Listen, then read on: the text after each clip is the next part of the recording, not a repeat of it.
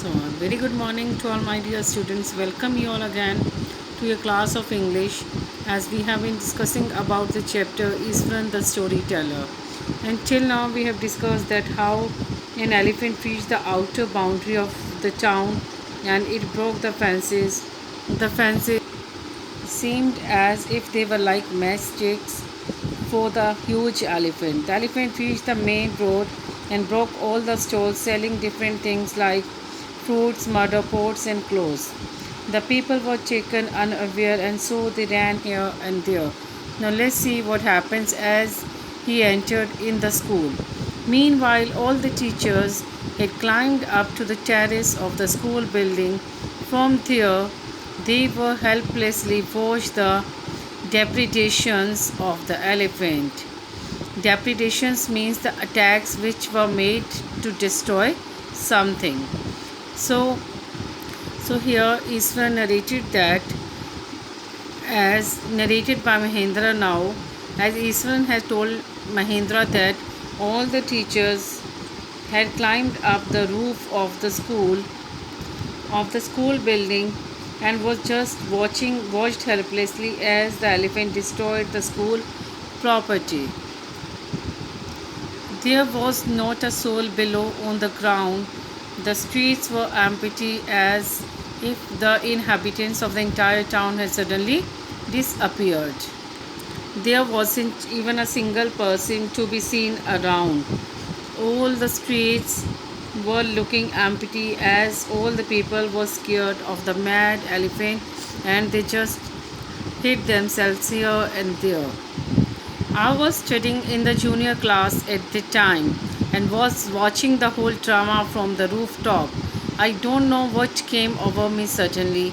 I grabbed a cane from the hands of one of the teachers and ran down the stairs and into the open. At the time of the incident, Iswaran was studying in the one of the junior classes in the school and he was watching the elephant from the rooftop. Suddenly he took the stick from one of the teachers and ran down towards the ground in the open stairs that and went into the open ground. The elephant grunted and menacingly swung a branch of a tree which it held in its trunk. It stamped its feet, kicking up a lot of mud and dust. It looked frightening, but I moved slowly towards it, stick in hand.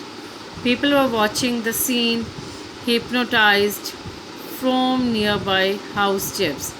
As the elephant grunted and menacingly swung a branch of a tree which it held in its trunk. The elephant grunted means the elephant made the loud sound and menacingly to destroy it, it swung the branch of the tree and held it in its trunk, and then it stamped its feet, kicked up the mud and the dust.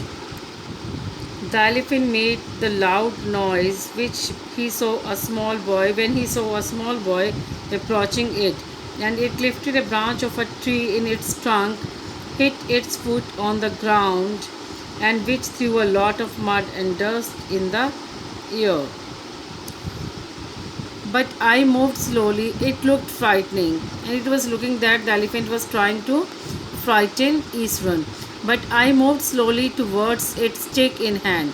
But Isran here was telling that he moved slowly towards the elephant, and having at the time he had a stick in his hand, and people were really panic stricken and they were just looking or the watching at the scene from the housetops or the rooftops of their houses without saying anything.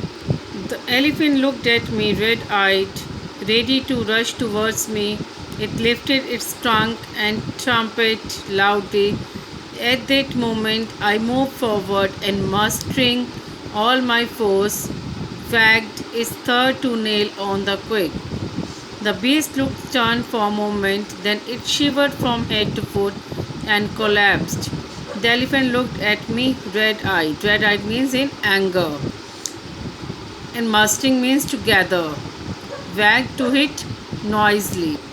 So, as many people had climbed on the rooftop of their houses and watching the incident, they were standing still and were awestruck, waiting to see what happened next.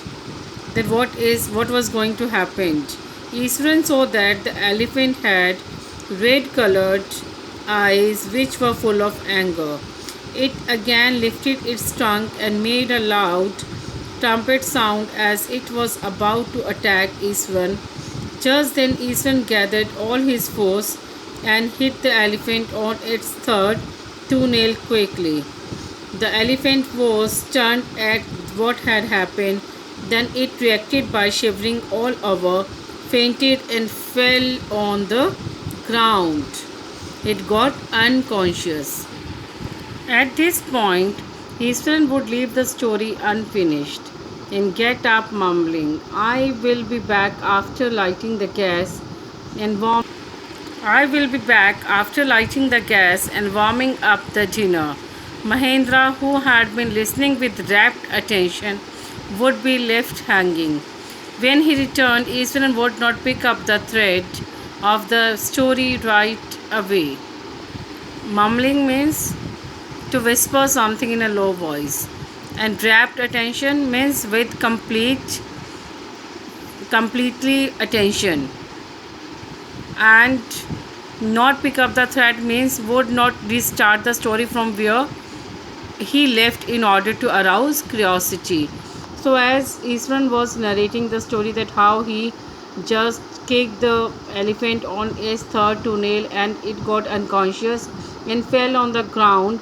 Then after that point, the Ishwaran left the story in between and just got up mumbling something and got up saying that he would return after lighting up the gas so that it would be warmed for the dinner.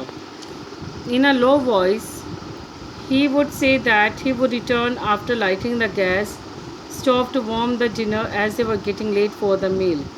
Mahendra would be curious to know that what happened next and would feel disappointed that Ishwaran had left the story unfinished. Mahendra would have to remind him that the conclusion was pending. Well, a veterinary doctor was summoned to revive.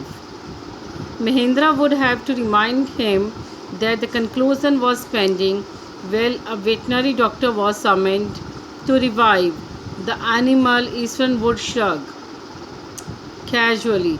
2 days later, it was led away by its mahout to the jungle. Well, how did you manage to do it, Ishwaran? How did you bring down the beast? So when he returned, Mahendra would have to ask him that how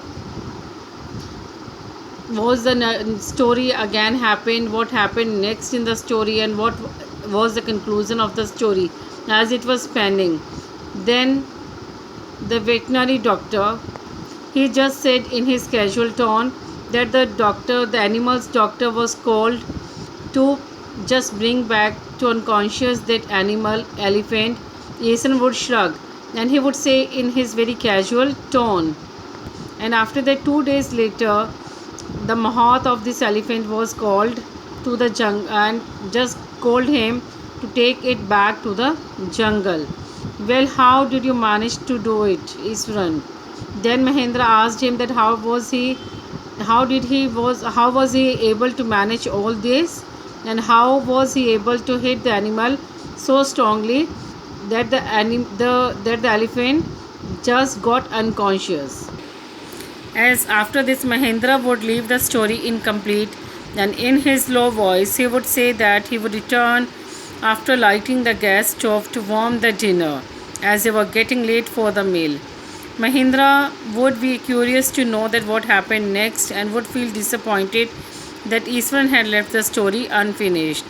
On returning, he would not continue with the story as he wanted to arouse curiosity in Mahendra.